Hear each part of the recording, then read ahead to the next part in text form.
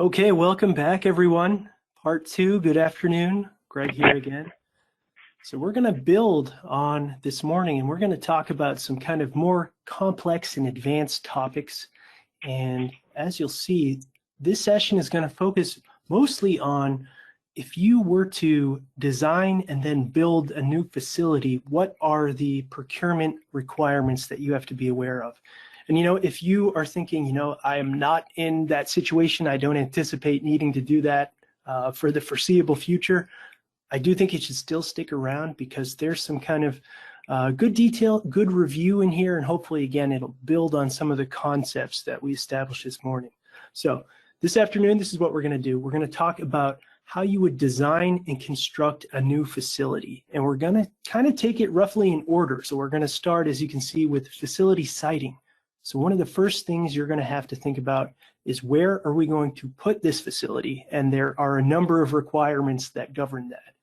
And then we're going to talk about what a procurement looks like for A&E services. That means architectural and engineering services. It's a little bit different from what we saw this morning.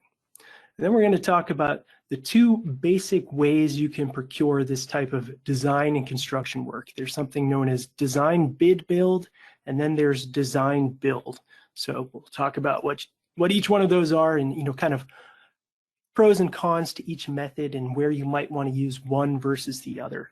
And then we'll just very quickly review those formal purchase requirements that we talked about this morning. And the reason is when we're talking design and construction, especially if you are an ODOT subrecipient, and we know that our formal purchase threshold, anything above $50,000 has to be a formal purchase. So really, we're talking almost any kind of design or construction work will push us up above that number. And then I want to talk about some special requirements that are just specific to the procurement of construction work. So we'll hit on that. And then the next kind of module here that we'll finish up with is what do you want to do if there's an existing facility that you're interested in? A good example would be maybe it was a car dealership that went out of business or something like that. So I've seen this in my work. There'll be that kind of facility and folks are like, that would make a great transit facility if we can buy it. So we'll talk about what the steps are for if there's an existing facility, how would you procure that? All right, and we'll just jump right into it with design and construction of new facilities.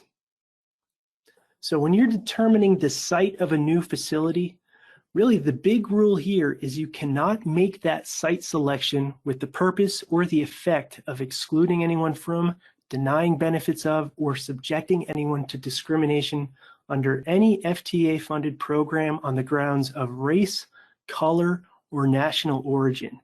And some of you out there might say, wait a minute, are those the three protected classes under Title VI of the Civil Rights Act of 1964?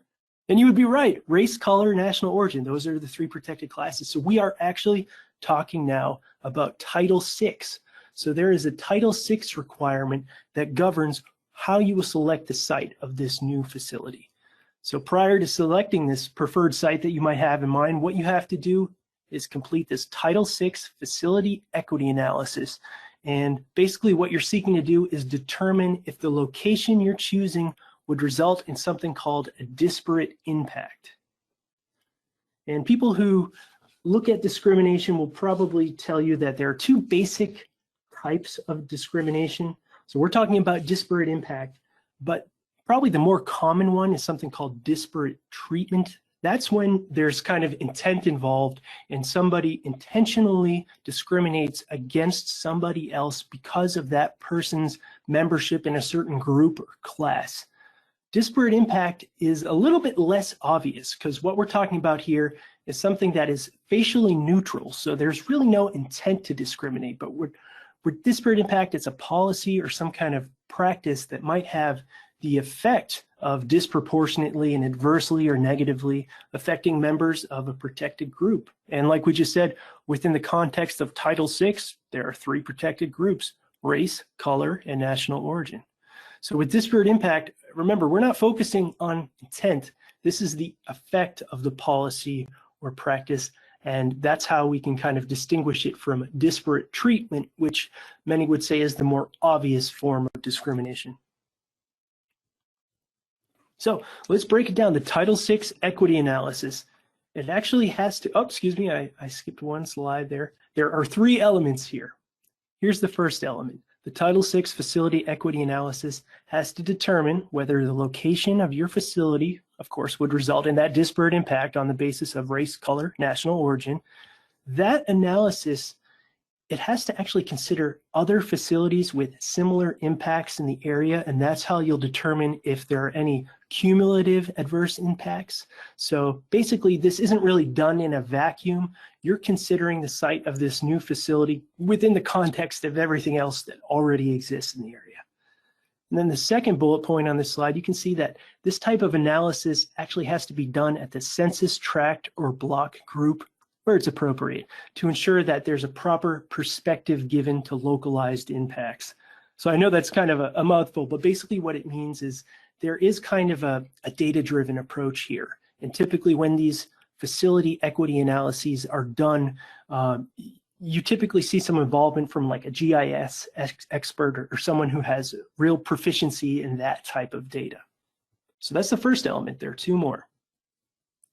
The second element of your Title VI facility equity analysis requires you to conduct public outreach with people who are potentially impacted by this facility. And really, the public outreach should be consistent with your Title VI program. So again, Title VI is kind of the theme of this requirement. We're going a little beyond procurement here, but this is a necessary step. And if we're looking at how you would design and build a facility, you really need to start with this. Now, if you do this public outreach and you find that there is some kind of disparate impact, what you have to do then is compare the impacts of various alternative locations. So basically, if your original proposed location does result in some kind of disparate impact, you have to consider alternatives, and then you can only go with that original site if there are 2 things present: a substantial legitimate justification for locating the facility there, and because you've considered these alternatives, you also have to make sure that there is no less discriminatory alternative. So those are the 3 elements of the Title VI facility equity analysis. Now, I think it's important to focus a little bit on definitions here. So for the purposes of this requirement, the Title VI facility equity analysis, when we say facilities, we're talking about storage facilities, maintenance facilities, operations center, et cetera. And actually that et cetera, this is language that comes right from the FTA guidance. So, you've probably seen these types of like lists, including but not limited to, or et cetera. This is just common language that FTA uses. But let's note what that definition of facilities does not include. It doesn't include bus shelters. Those are actually under Title VI considered transit amenities. So that probably should be good news if maybe you were a little worried, like, oh, yikes, we put up some bus shelters, and I don't think we did a Title VI facility equity analysis. Those are actually transit amenities, not facilities from the perspective of Title VI. There are still requirements surrounding that. And just briefly to go into it, your transit amenities would have to be distributed equitably in your service area. As an easy example, say you had a fixed route that ran across your city, and on one half of the city, you had some wonderful bus shelters, but the other half of that route that ran through a different part of the city, if people are waiting out in the rain and the snow for the bus, there's no shelters there. That's not really an equitable distribution. So we don't have to worry about this Title VI equity analysis with the bus shelters, but just keep in mind they're transit amenities that have to be equitably distributed. Now, this definition of facilities also does not include transit station, power substations, because those are actually evaluated during something else called the NEPA process. That's an acronym that stands for National Environmental Policy Act. And NEPA is a subject unto itself. We're not going to go into a ton of detail here, but I do want to just kind of, because I'm bringing it up, I'll compare and contrast it to the Title VI equity analysis process. So they're actually similar in concept. An equity analysis under that NEPA process, though, does not necessarily satisfy the Title VI equity analysis requirements and vice versa. So let's break it down a little more. Here are the key differences between the equity analysis under Title VI and the equity analysis under NEPA.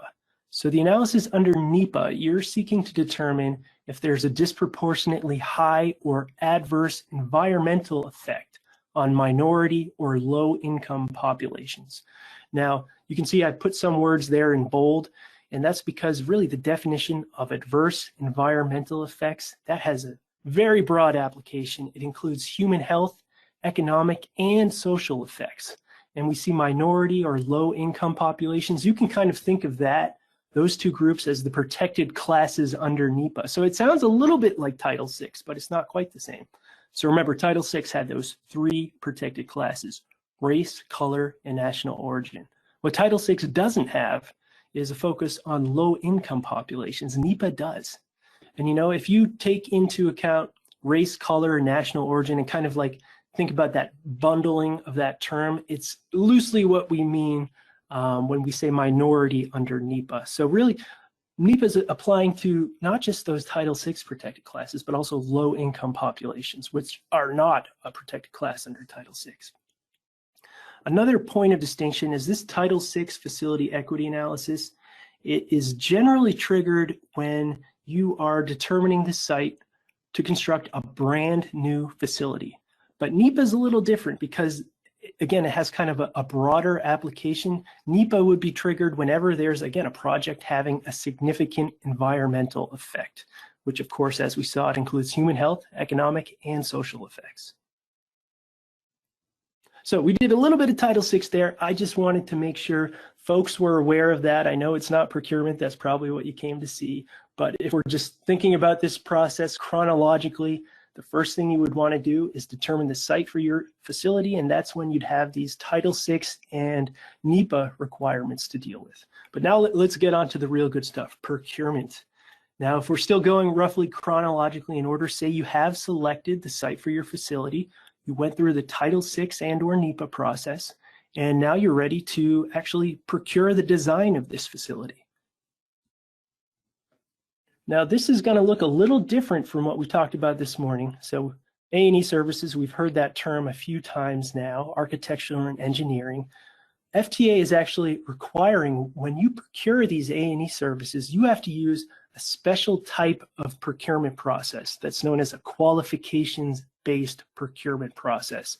It's also sometimes known as a Brooks Act procurement.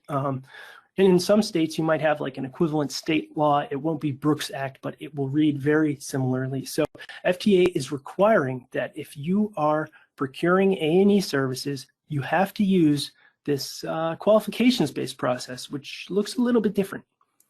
And let's also talk about what A&E, what that really expands to, because it's actually quite a broad definition. So it's not just architectural and engineering services, but A&E services also mean program management, construction management, feasibility studies. If there's any kind of preliminary design survey or mapping that's needed, or really anything else that can be said to directly relate or lead up to the construction, alteration, or repair of real property. So A&E basically means everything up until hammers start swinging. And that's where we would draw the line and say, okay, it's no longer architectural and engineering work, now it's construction work.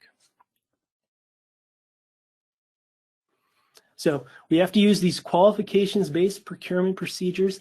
It's interesting because they must be used for the procurement of A&E services. But the reason I drew that line at hammer swinging is because they actually cannot be used for the actual construction, alteration, or repair of the real property. So it's like we have to use it for this, but make sure it's confined just to that. When we're talking about construction, and we'll get to that in a bit, we really are not using, in general, this qualifications-based or Brooks Act procurement process. And let's look at that second large bullet point. So a recipient or a subrecipient, you cannot use these qualifications-based procurement procedures to acquire anything that's not an A&E service, even if those services are provided by what you would maybe consider an A&E firm. So it's not really the vendor, the contractor, the firm that we're thinking of. It's the nature of the work that is going to be performed and its relationship to construction. So it's not really the nature of the contractor itself. You can't say, oh, we use this qualifications-based process because they're an A&E firm. I know that it's not, A&E work. We want them to do some construction, but so that won't cut, right? You just want to make sure that it's the nature of the work. It doesn't really have that much to do with the firm, the contractor, or whoever you're making the award to. All right, so we've talked a lot about these qualifications-based procedures. Let's look at what these actually are now. So this is kind of how the qualifications-based or Brooks Act procurement process would play out. So the first thing you're going to do is actually really your solicitation will probably look a lot like what we discussed this morning. The major differences happen after you get your bids or proposals back and how you will evaluate and then make the award. So we're kind of dropping the needle right there as you receive proposals back.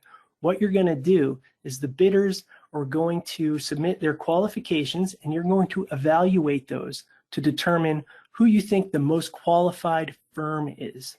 Now, it's important to note that you are not asking about price. They are not at this point giving you any pricing information.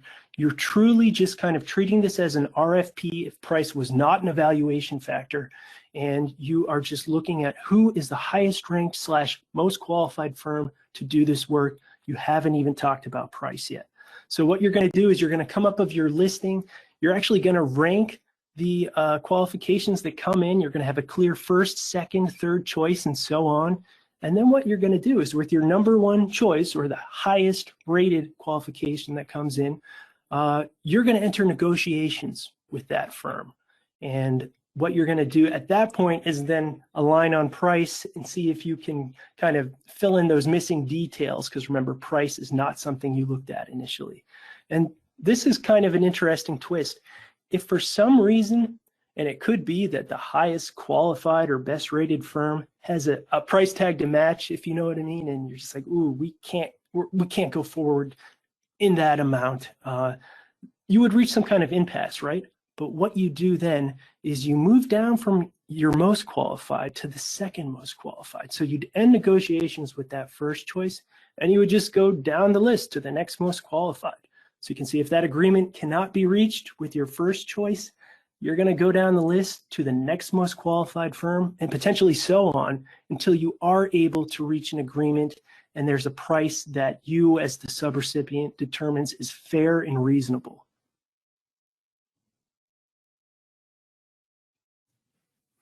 Okay, so let's talk a little bit more about these qualifications-based procurement procedures. So it's important to note that you could actually make multiple awards during this kind of qualifications-based process. If there are various like A&E disciplines and you're going to select like the most qualified firm for each of these disciplines, like you might select, depending on what you need to design and ultimately build, you might have an architect, but you might also need maybe a seismic engineer, geothermal engineer, things like that. So you might have various disciplines and make multiple awards here, but this is what I kind of want to caution folks. It sounds a little bit like an on-call type contract if you ever had experience doing those, but this is where the qualifications-based process is different because they don't allow you to enter into a contract with multiple A&E firms in a single discipline with kind of those work assignments to be distributed among those various firms. So you're truly only awarding to one architect if it's relevant or applicable, one seismic engineer, one geothermal engineer. It's not like you're going to hire 6 architects and then like make them submit task orders and compete again for this work. All right, so let's keep going and talk about something called design, bid, build. It's kind of a cumbersome name. If I were to rename it, I'd call it bid, design, bid, build. And we'll talk about why. All right, so again, in our process, we've cited the facility. We're getting ready to procure the A&E work. We know we have to use those qualifications-based procedures. We have to use it for the A&E work, but we absolutely cannot use it for the construction. So that's why they call it design, bid, build. I would call it bid, design, bid, build, because there are really 2 separate procurement processes here. You've got your qualifications-based procurement process for the A&E work, the design.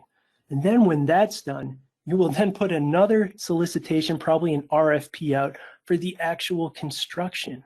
So if we called it bid design, bid build, I think the name would make a little bit more sense, but it'd probably be more of a mouthful. So remember that procurement for the actual construction has to be conducted using maybe sealed bids, you know, the invitation for bid method we talked about, or I think probably more common is competitive proposals, the request for proposals or RFP method. All right, I want to now hit you with maybe something a little different. This is a different flavor of IFB. And remember this morning we talked about the difference between an RFP, request for proposals, and an IFB, an invitation for bid. Well, there is something that you should probably be aware of. It's not that common, but you might bump into it, so that's why I'm bringing it up. It's really another flavor of invitation for bid, and it's called a two-step selection method. So I'll just read what I have here and then add a little bit of additional context and explanation. So 2 steps. The first step is you would evaluate the bidder's technical qualifications and their approach to the project. And then what you would do is you'd narrow down the field of bids to only those bidders whose qualifications and approach would put them within what you would consider a competitive range. So if you get 3 bids back, you evaluate again just their qualifications and approach, and you have a clear like number 1 and 2, and then maybe there's a huge gap and there's also like a 3rd bid you got that's like an also ran. They don't have any realistic shot based on how they were evaluated to win the award. So what you would do is place them outside of the competitive range, and the nice thing is you don't have to go any further with the evaluation of that bid because they're not you know, a realistic contender. So that's the first step. You'd establish this competitive range, potentially knock out a number of bids that just aren't in that highly ranked cluster. And then we'll go to the second step. So those bidders that were in the competitive range, they were found to be technically qualified.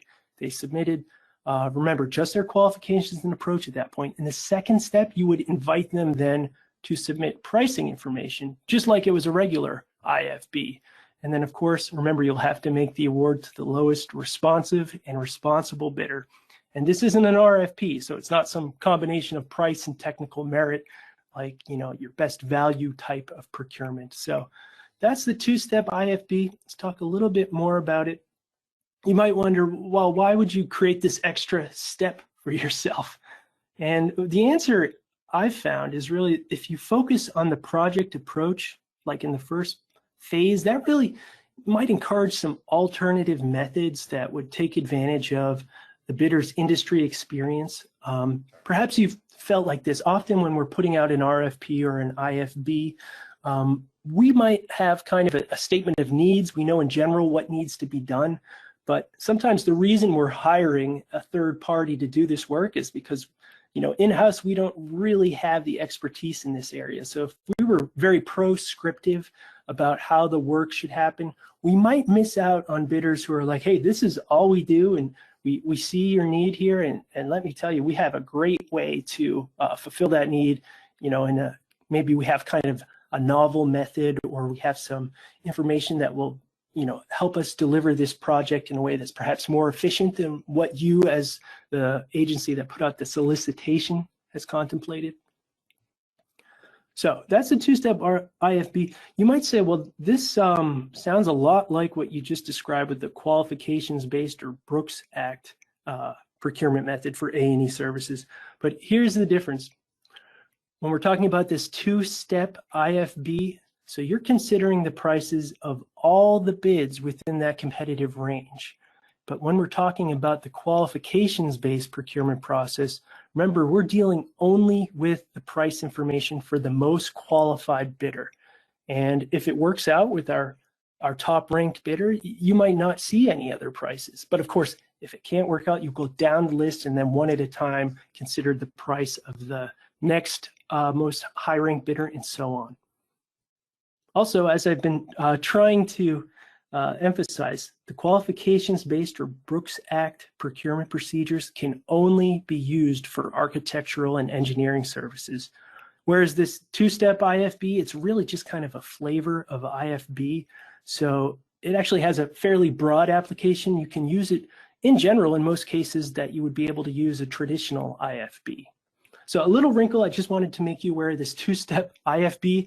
A lot of people I've found will confuse this and the qualifications-based process, but we know the big difference is, well, when you can use them, because the qualifications-based process has to be used for A&E, but nothing else. And of course, when you're doing the two-step IFB, you're looking at the price information of all the bids within the competitive range, whereas the qualifications base, only the most qualified bidder and potentially down the line if you need to go in that direction. All right, so we talked about design, bid, build. Remember, I said I would call that bid design, bid, build, but there's something else called design build. So when we say design build, we're talking about a method where you can contract for the design and the construction simultaneously. So it doesn't have to be two separate procurements, like, you know, one for the A&E and one for the construction. So you can do it all in one shot. It's called design build. And, you know, it might sound like, oh, that's a slam dunk. Why would I want to do two separate solicitations when I can just take care of it in one shot? Well, we'll talk about some pros and cons. So design build, again, it's when you're awarding one contract simultaneously to a single bidder proposer, and they will be responsible for both designing and actually building your facility. And for design build, and we'll elaborate in the next few slides, but you're going to use the procurement method that is appropriate for the services having the greater cost, meaning what's going to cost more here, designing or building, even though, you know, what costs less, either designing or building, wouldn't typically be procured using that method. Like, remember we talked about how qualifications is only for A&E, nothing else. Here's the little wrinkle that can maybe throw that off a bit. So let's continue to describe this.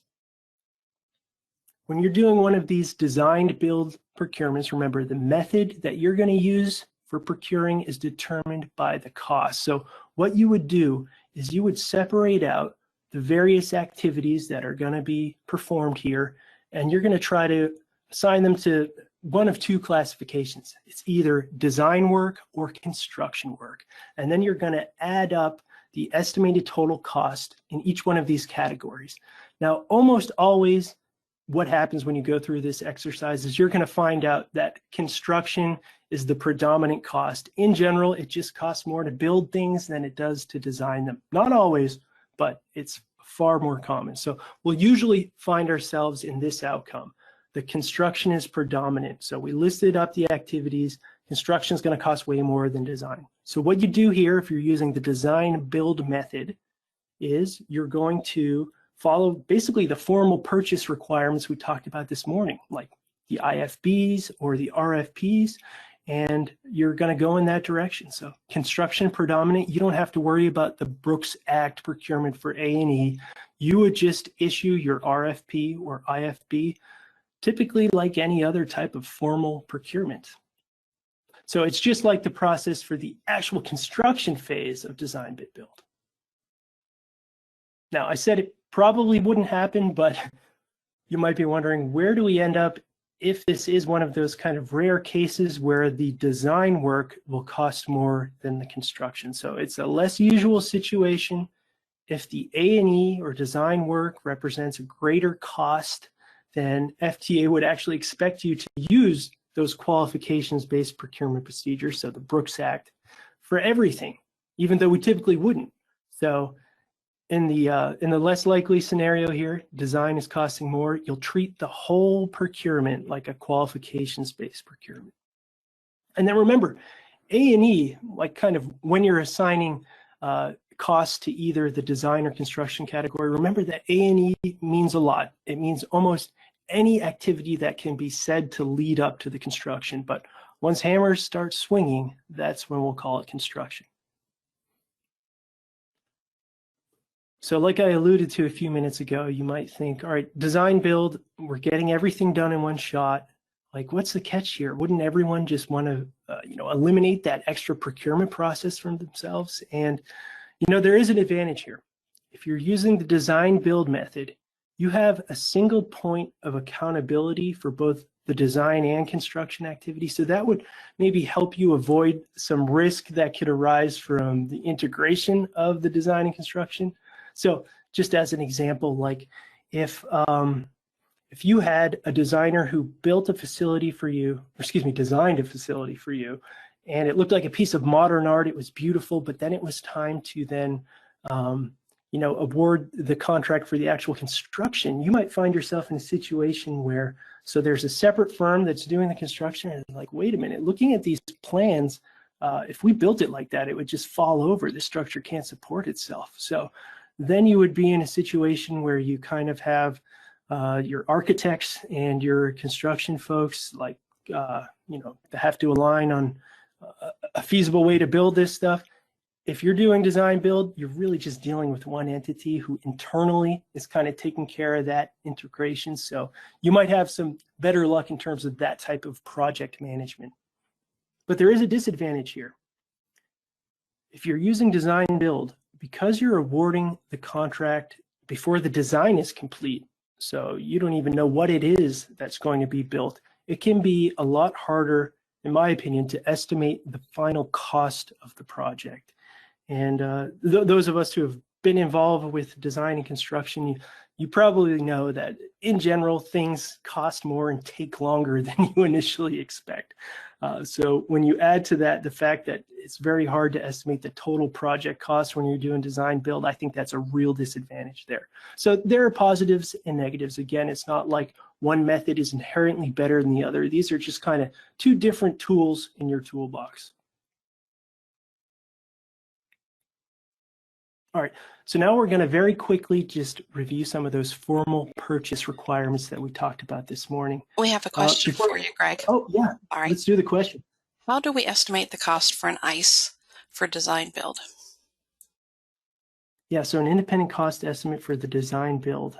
This is one of those situations like when I was talking about the ICE where you would almost certainly have some kind of third party that has expertise in this type of work assist you. So this is really, I think, probably the most complex and difficult type of procurement. So unless you have some real in-house resource with experience in this world, you would probably have a consultant that would help you prepare that ICE. Okay, that's all the questions for right now. Great.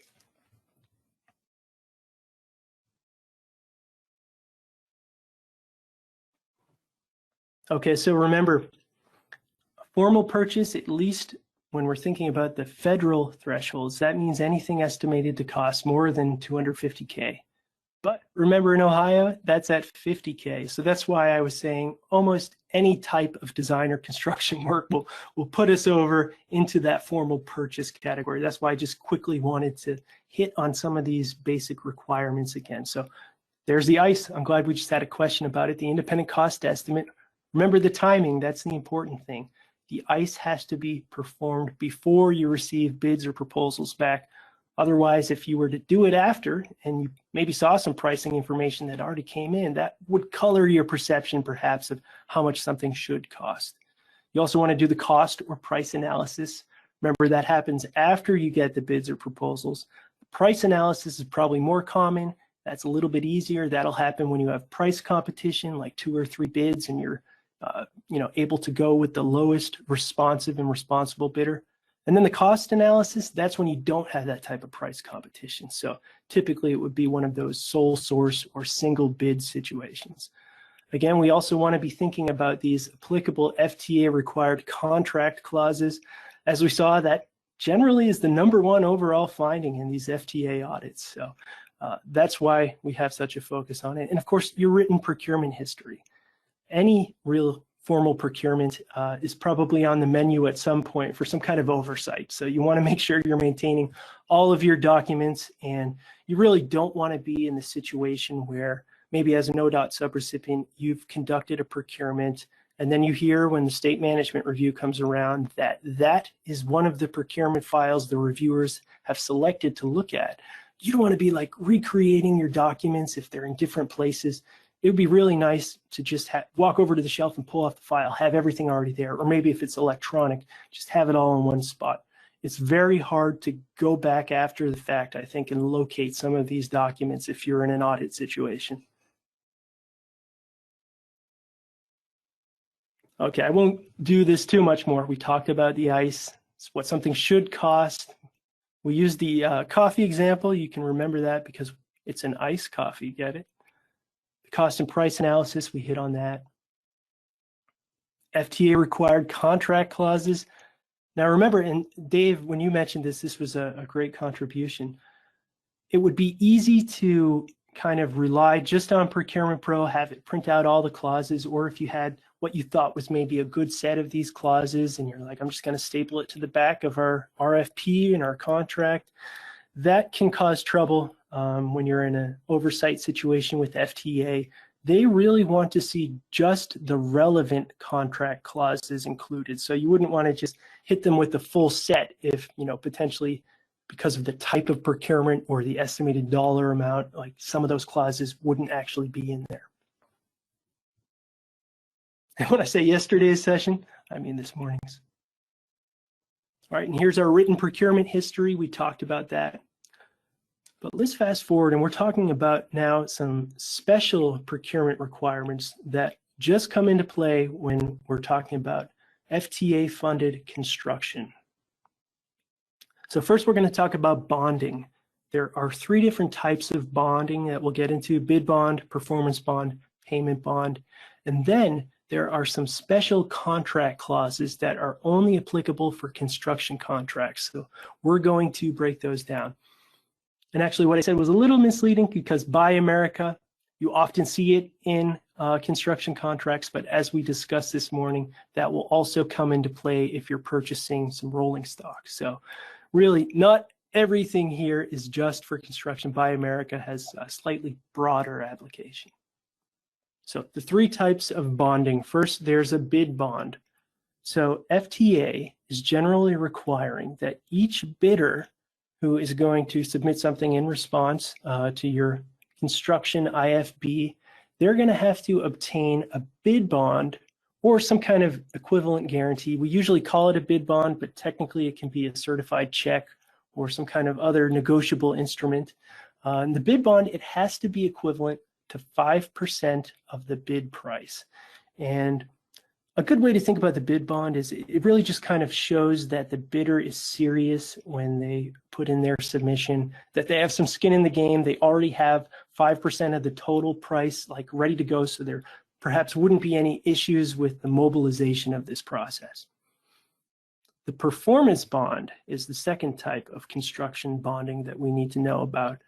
And in general, FTA requires that the contractor who submits the bid has a performance bond in the amount of 100% of the contract price. So that means that this is like a fully bonded construction project. No matter what happens, it is ultimately paid for because of this bond. So you won't be in one of those unfortunate situations if perhaps the builder goes bankrupt or something and they're leaving like a half-constructed facility up there.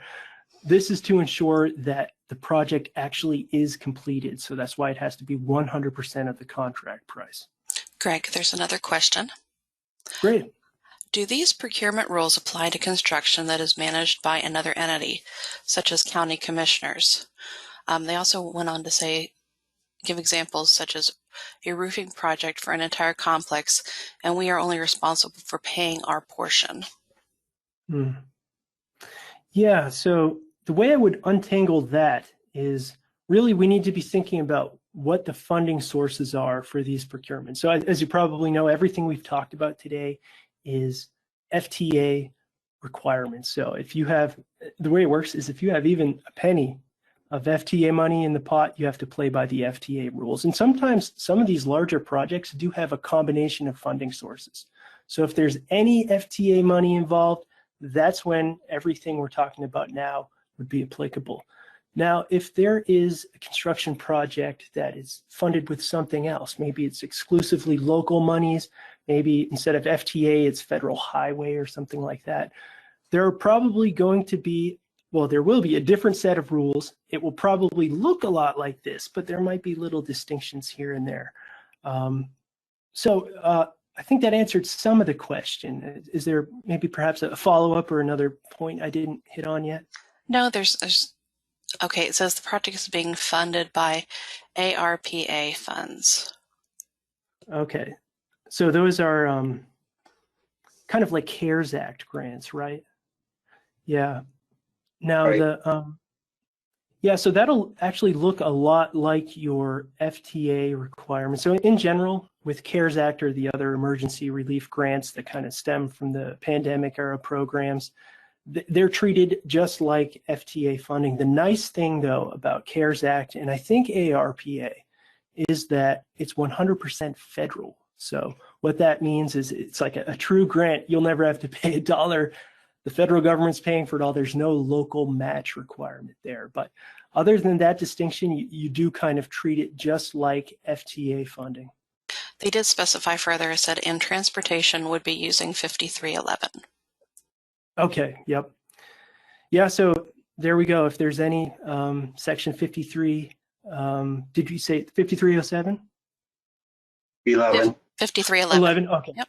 Yeah, so that's the FTA funding there, yep. Hey, Greg, this is Dave, and I just want to mention we are funding, or we have funded some facility upgrades with general revenue funds, which are state funds, but we're requiring the same kinds of requirements as the federal type of requirements on those. Great, thank you. Without the federal clauses, and of course, anything that's in that respect. Yeah, and that's not uncommon. I've seen a lot of state DOTs kind of, even if it technically isn't federal money and they're using local monies, they'll still want the procurement and award process to resemble like what would happen under FTA rules, just so you can be consistent and get used to kind of one set of rules. Absolutely. And we consider it a best practice also. Yep, absolutely. No more questions at this time. Great. So let's now talk about the third type of construction bonding, the payment bond. So this is when the contractor has to obtain a bond to make sure that anyone who actually is supplying labor or material under the contract will get paid.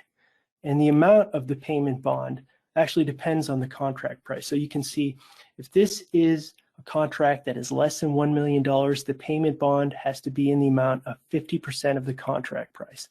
And then we get into this kind of funny area where if it's more than $1 million but less than $5 million, it dips to 40% of the contract price. But then after $5 million and up, it's a flat amount of $2.5 million. So if it's right at $5 million, 2.5 is, as we know, 50%. So it'll kind of like dip and then shoot back up. But then if you're spending a lot more than 5 million, the flat amount of 2.5 million, can become de minimis in terms of its coverage in this payment bond. But the purpose of this bond is to make sure that if you hire a builder and they have like subcontractors or suppliers and something happens with the project, at least those people will have some protection in terms of getting paid here. Greg, can I ask you a question about bonding in general? We've had some like service proposals, service contract proposals, and they required like a bid bond that was quite high. Mm-hmm. And we thought it was excessive, that kind of the potential proposer said we cannot produce that kind of money to do this proposal. So can you talk about excessive bonding? Yes. Yeah, that's exactly what I was thinking as I was listening to you kind of paint that picture. So there is a requirement.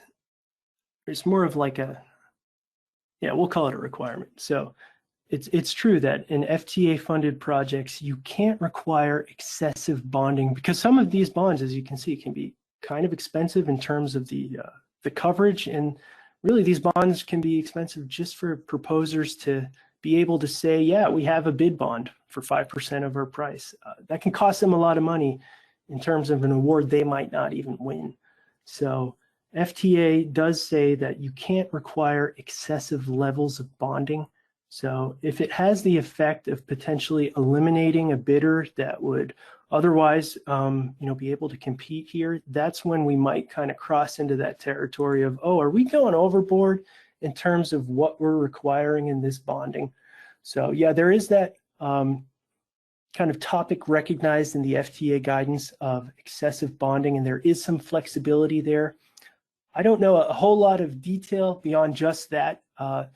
As many of us know, FTA guidance is very outcome-based, so they kind of tell you where you should land, but it can be sometimes difficult to pin FTA down in terms of getting guidance about how exactly we get to that outcome. But yeah, there's absolutely a concept of excessive bonding.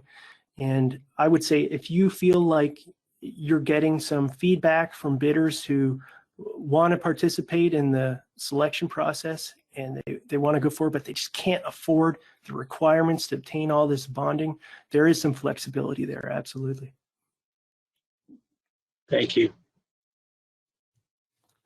Great. So now let's move on to FTA contract clauses that are specific to construction. So the first three are, but remember I have an asterisk next to Buy America because that is also something that comes into play when we're talking about rolling stock. But the first clause we should be aware of that's specific to construction is the DavisBacon Act. And this is, you've probably heard prevailing wages, that term. So that's kind of what we mean. The clause requires that the construction will pay the workers prevailing wages, and that will apply to any construction contract over $2,000. So this morning when I said that, for micro purchases, you usually don't have to worry about these FTA procurement clauses. This is the only area where you might, because $2,000 is potentially a micro purchase. But these requirements are pegged to various pieces of legislation. So my take on this is when the DavisBacon Act was actually passed, $2,000 was a lot of money. And now it's like kind of comically small in terms of when we look at the applicability of other clauses. But that's why it kicks in at $2,000. And that's why it's not quite true to say that a micro purchase is one where you'll never have to worry about these FTA required clauses. In the world of construction, you do as soon as it costs more than $2,000. But of course, you can't build a doghouse for $2,000 these days. So it is kind of a funny amount. Another one is the Copeland Anti-Kickback Act. Just like the DavisBacon Prevailing Wages clause, this will also kick in for construction contracts estimated to cost more than $2,000. We also have seismic safety, and this is something that will be applicable whenever you're constructing a new building or an addition. And this is just something to ensure that if there is an earthquake or some kind of similar event, that this facility isn't just going to turn into a pancake. It has to actually be designed to withstand and take into account these seismic safety standards. And then our friend Buy America, I know we talked about it within the context of rolling stock, but truly Buy America is triggered whenever there's a contract estimated to cost $150,000 or more that includes steel, manufactured goods, and or rolling stock. So steel almost always involved in construction. So that's why we say Buy America is very closely linked to the construction procurement. Greg, I've got a question for you. Absolutely. Is there a guideline on the difference between maintenance and construction when it comes to transit facilities? Yeah, so there is actually a little bit of distinction that I didn't mention. And because we have this question, I do want to bring it up. So remember when I was talking about like bus shelters, and when we were talking about the Title VI facility equity analysis phase, like a bus shelter is an amenity. You don't have to go through the Title VI process whenever you place a bus shelter. When you're looking at bus shelters from the perspective of maintenance, and if you're looking at the FTA guidance, this is a fairly common stumbling block I've seen.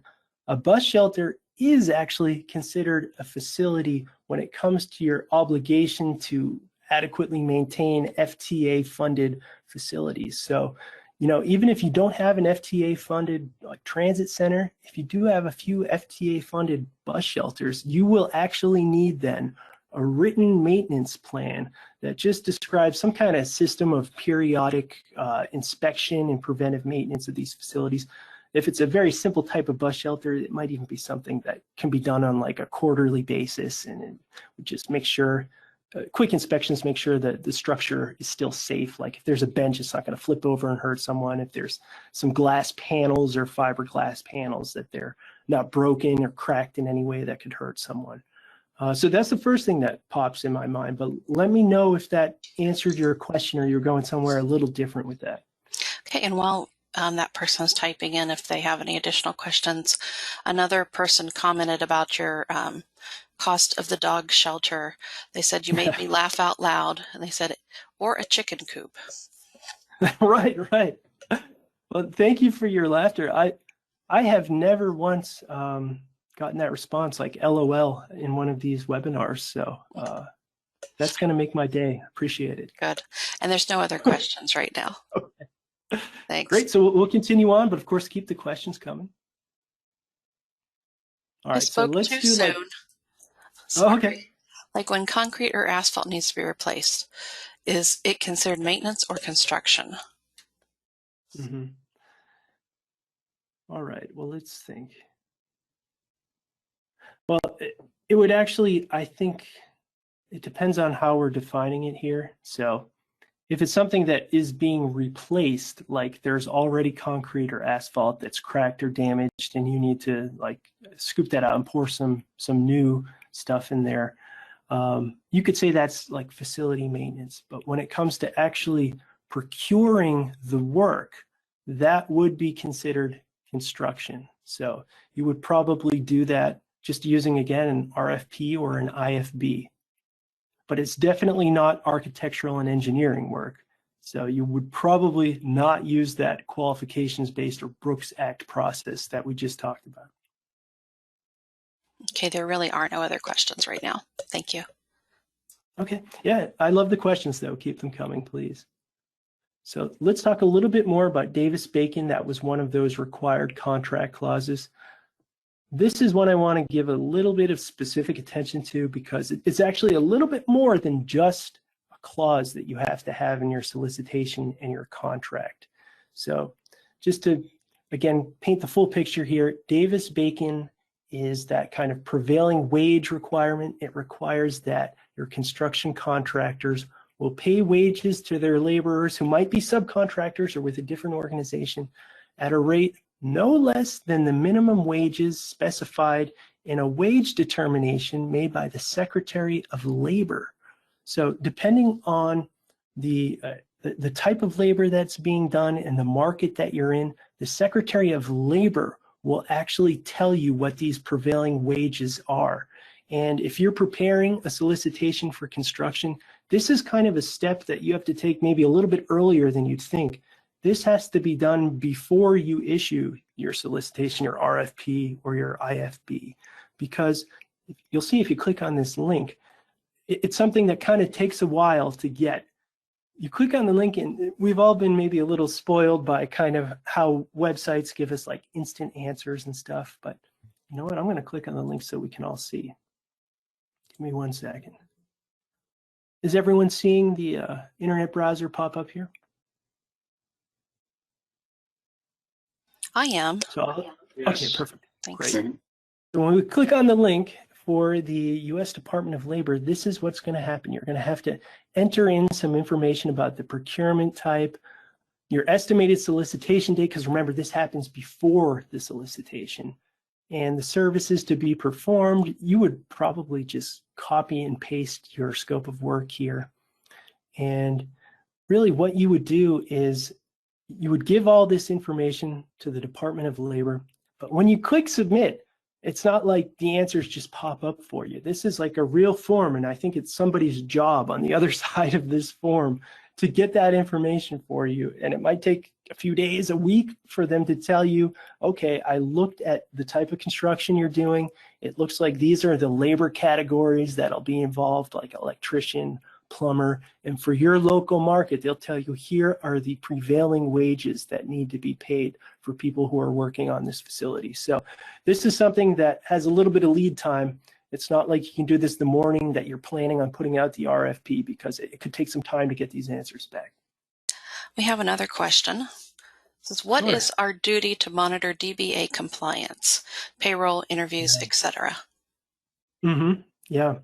So it's very common, I think, in the construction world to see DBE, disadvantaged business enterprise participation.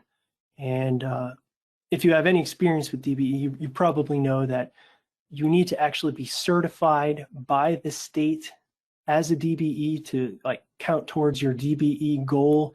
And like I said, you see it a lot in construction because I think the way the work is bundled, typically you'll see a prime contractor who has a series of subcontractors under them.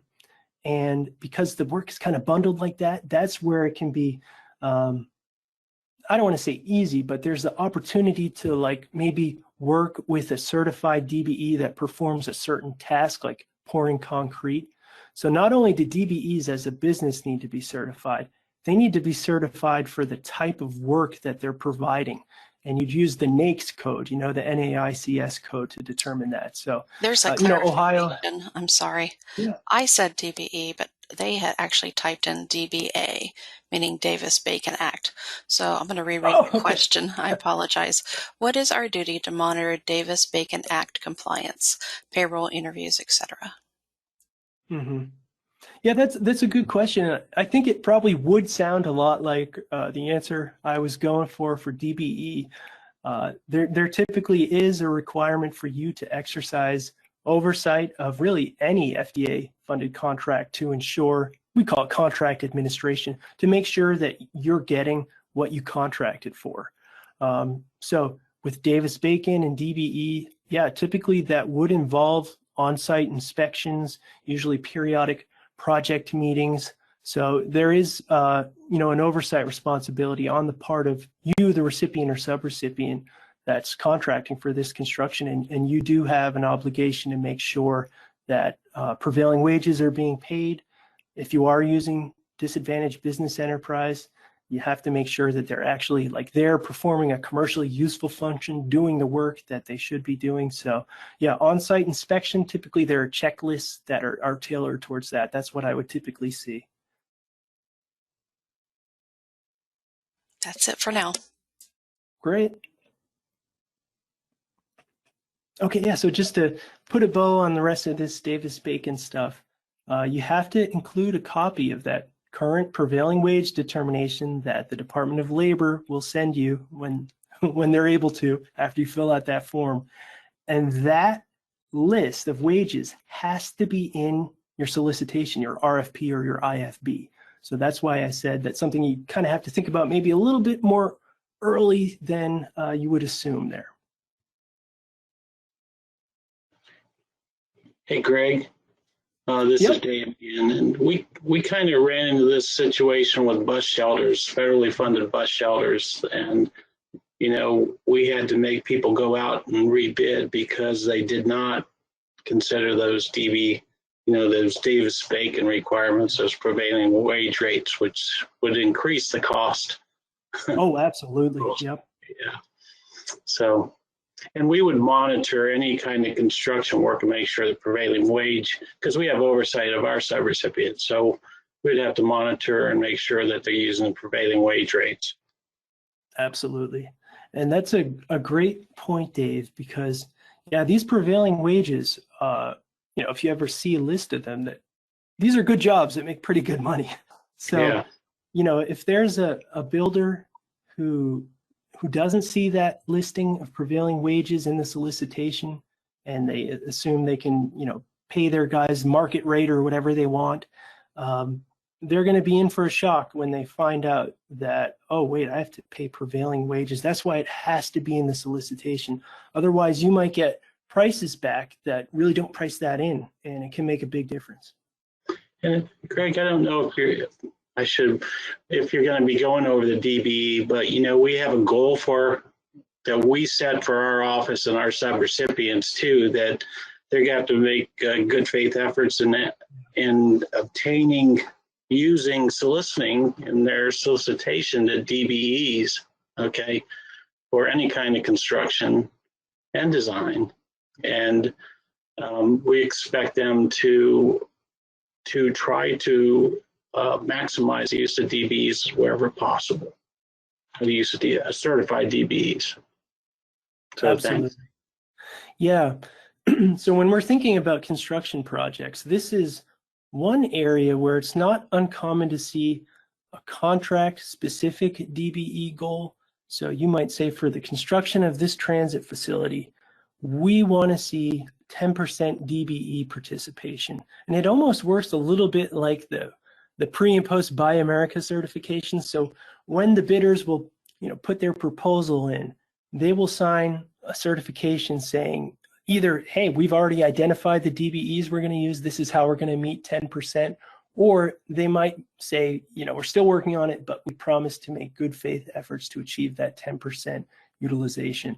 And yeah, we see sometimes these contract specific DBE goals that are different from, perhaps, I know ODOT has its own DBE goal with FTA that's based on calculations and numbers of available DBEs that you have to meet with FTA. And then depending on the state, I think it works this way in Ohio, correct me if I'm wrong, so that the subrecipients of ODOT, if you are able to use DBEs who are certified to get some work done, you would report that participation up to ODOT, and then ODOT in the aggregate would kind of assemble all that data, and that's how ODOT determines if it's meeting its own DBE goal that it's established with FTA.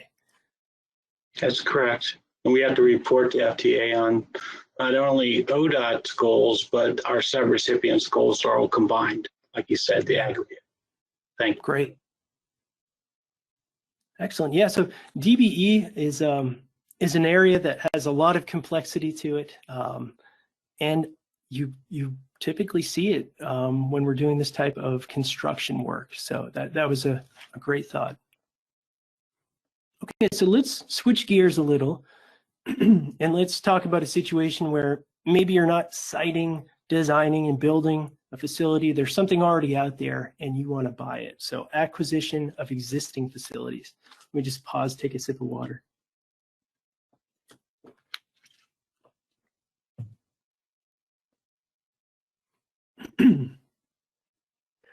So when we started this morning, one of the first documents, excuse me, we talked about was the FTA Circular 4220.1F and the Best Practices Procurement Manual.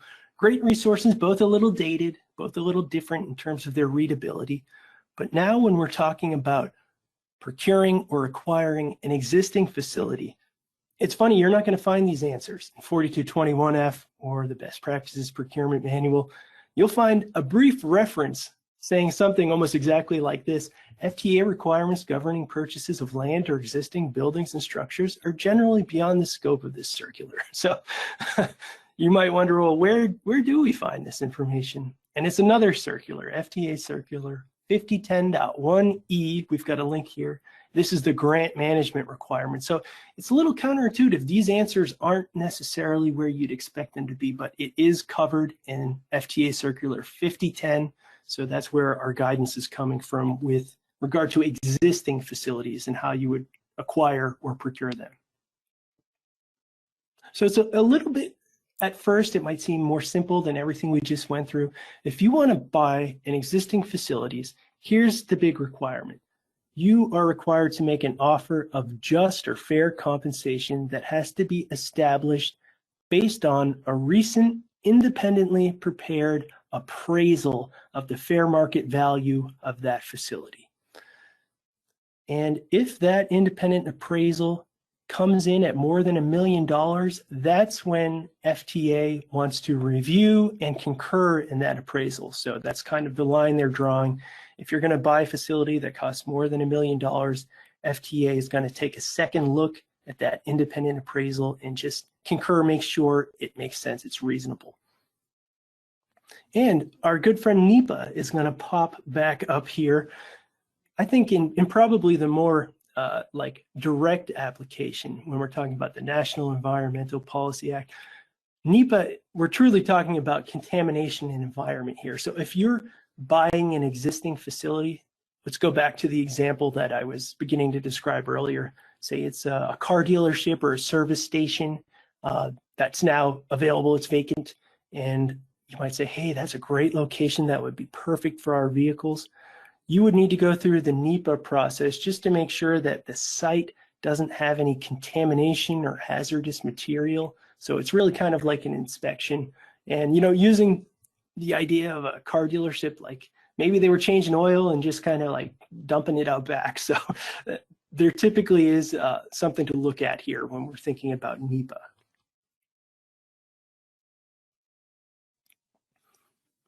And this is the last slide I have on acquisition of existing facilities. So you might say, wow, it's a whole lot easier to buy something that already exists than to site the facility, design the facility, construct the facility.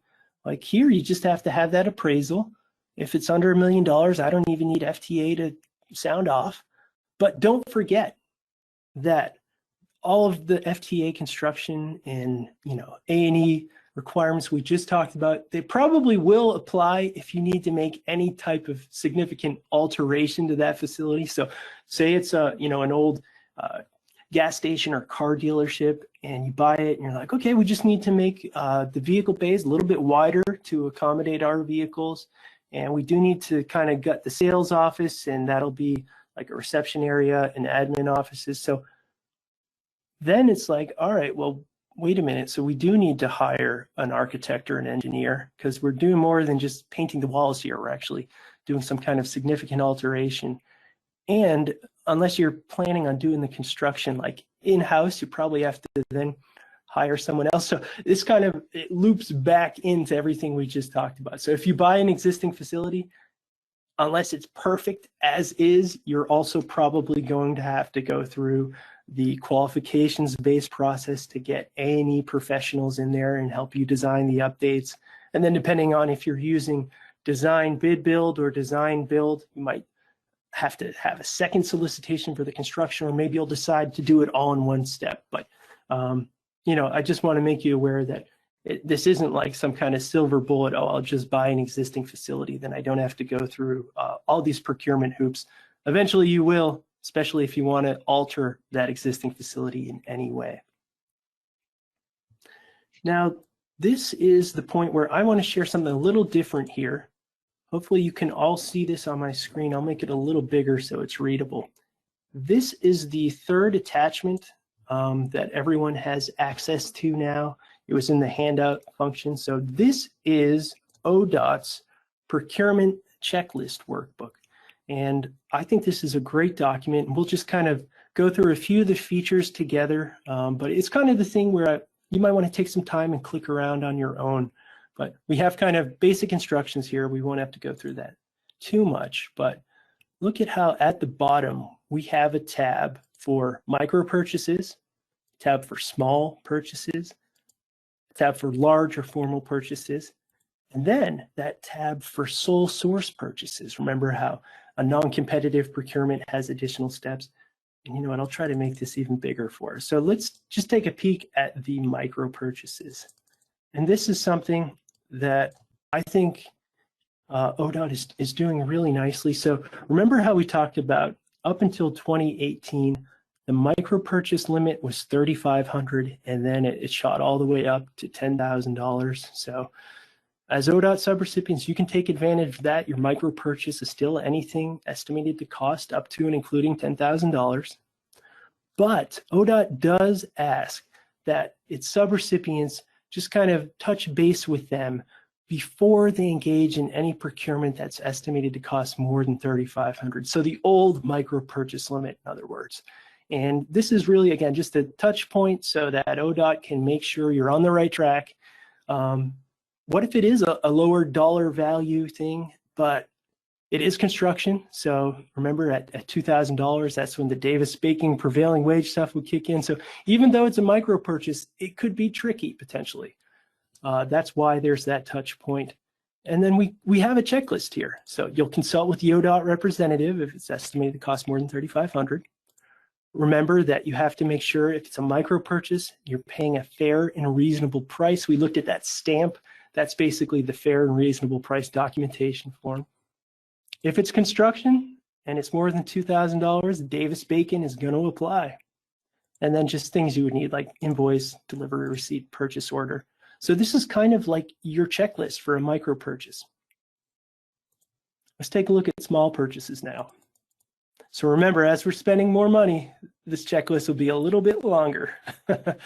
And again, I know I've said it a lot, but be aware that if you are an ODOT subrecipient, your small purchase range is going to be a lot smaller than it potentially could be at the federal level. So small purchase is anything more than 10,000, but less than 50,000.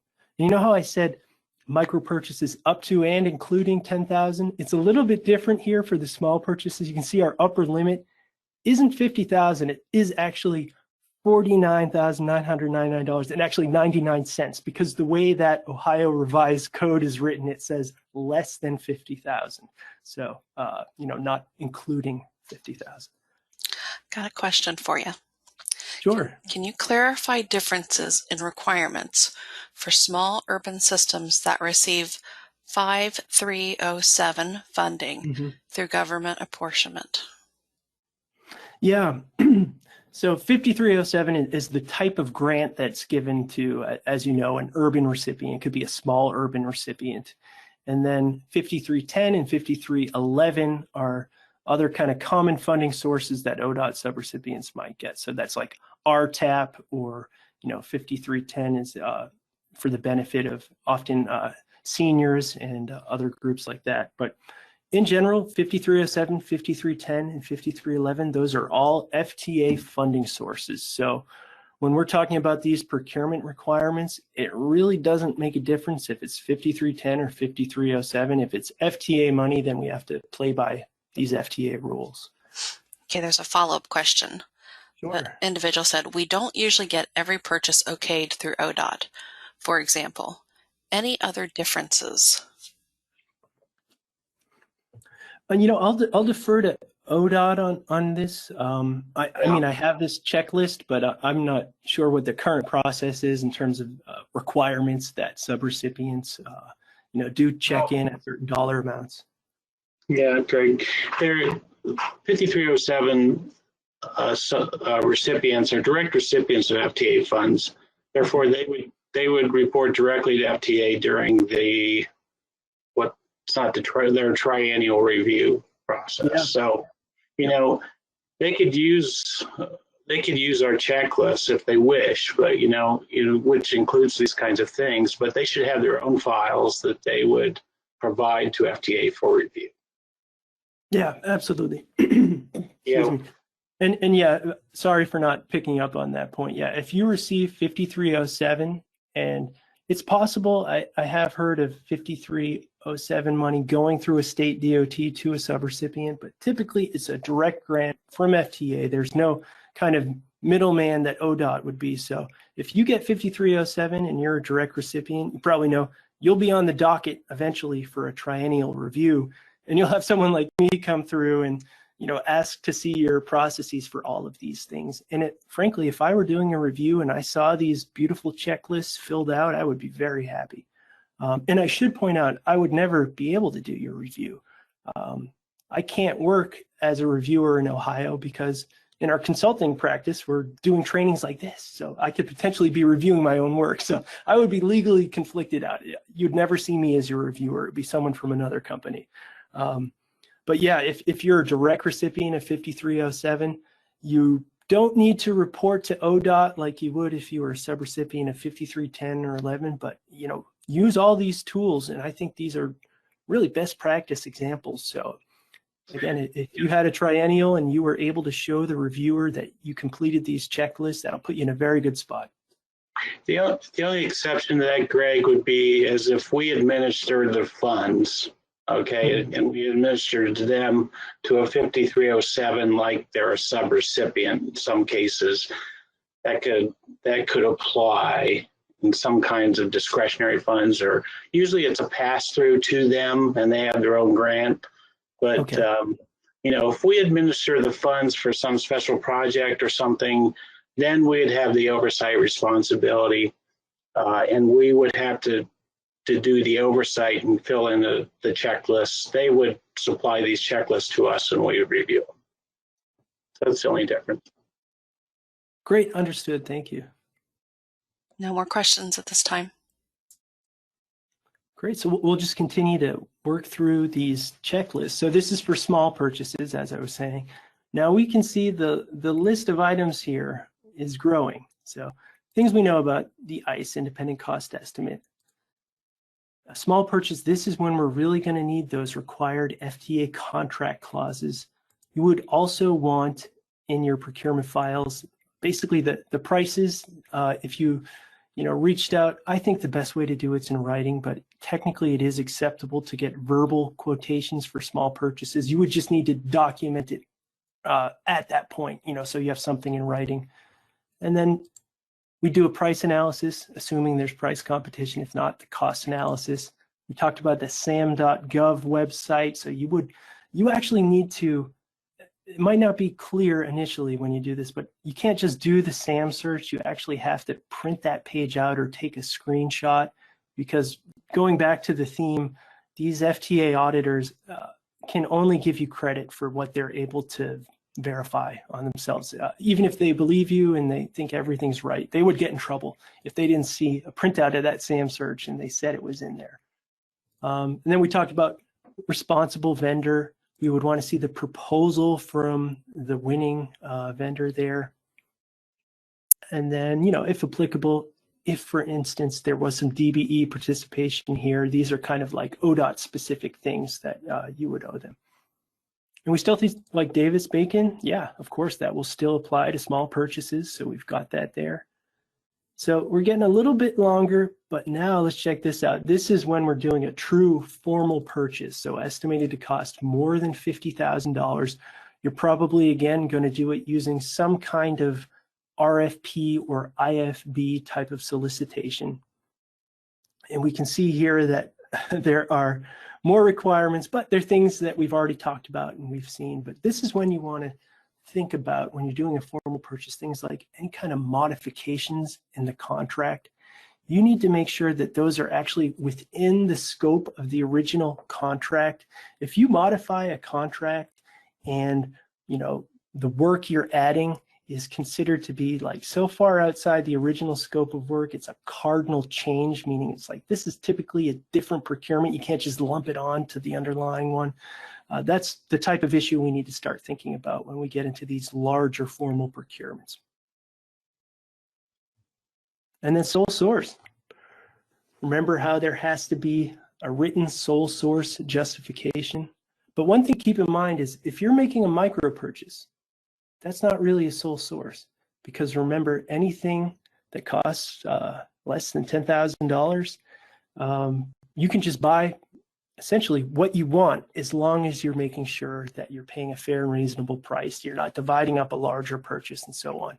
So that's why we have in bold, the sole source justification is required for sole source purchases greater than $10,000, because you'd never have a micro purchase that's also a sole source. And this is another thing to point out. It doesn't say price analysis, it says cost analysis. So again, we'll just kind of continue to distinguish those two concepts. The price analysis is when you have price competition. The cost analysis is when you don't, a sole source or a single bid, and that's when you have to maybe compare the price to the ICE, or see if you can kind of break down the cost elements and make sure that essentially they're not making an obscene amount of profit, maybe taking advantage of the situation. If they know that, hey, we're a sole source or we're a single bid, let's give them a high price. You don't want that, obviously. So I just wanted everyone to have this tool. I think it's quite good. And then finally here we have definitions. And this is almost like a great little outline or cheat sheet for a lot of things we talked about today. Sole source, RFP, IFB, different procurement methods, and we've got the thresholds here. And I like how this is customized to Ohio DOT subrecipients. So again, we know that a small purchase, that's only $10,000 to $49,000. Unfortunately, it's not $10,000 all the way up to $250,000. So we treat anything estimated to cost $50,000 or more as a formal or large purchase.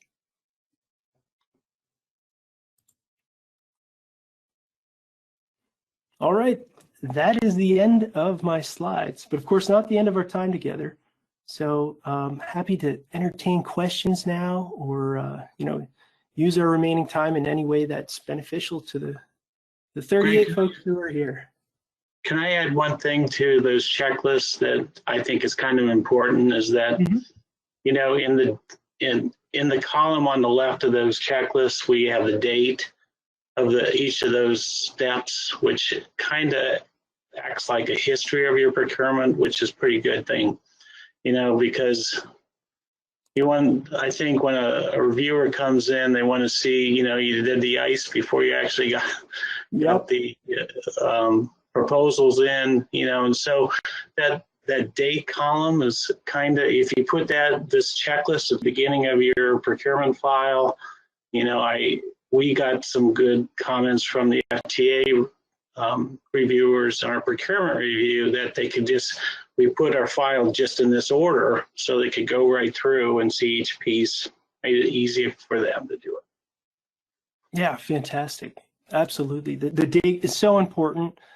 As you just hit on with the independent cost estimate, that has to be done before you receive any bids or proposals. And then the cost or price analysis has to be done after. So if you're filling this out correctly, it should really go in chronological order. And I think that's the beauty of it. Now, if an FTA reviewer ever looked at one of these checklists and they saw that the date besides the ICE was like after the date for the price or cost analysis, they would be like, "Ooh, something's wrong here." So it's designed to kind of flow chronologically, absolutely, and take advantage of putting the date there just to, again, double check, and that way you can rest easy and be like, I did it in the right order. Okay, that's all I have. Yeah, we have no other questions in the question box right now. So if anyone has questions, I did put Greg's email in the box earlier, and I will be sending it out to everybody after this webinar concludes as well. So you're welcome to email him. That's a great offer that he's made with your questions. So. And I already got one email, so I'll be getting back to you. Great. All right. I'm not seeing anything else, so unless you gentlemen have something additional, I'd say that these folks are on their way to getting their weekend started. Oh, we did have one more question. Yes, we did attempt to record the training, and as long as the recording was successful, we will be sharing that. Please don't look for it before Tuesday, though. Okay, I think that's all. If anyone want to just wrap things up and say goodbye? This is Dave again. I want to thank everybody for attending. I think Greg did a great job in going through all the procurement information, and you're always welcome to contact our office or me or Jesse Smitzer in our office, and any procurement questions, or we should be available for any kind of question you may have. So please feel free to do that. Thank you very much. All right. Thank you, everyone. Have a good weekend. Thanks all. Take care.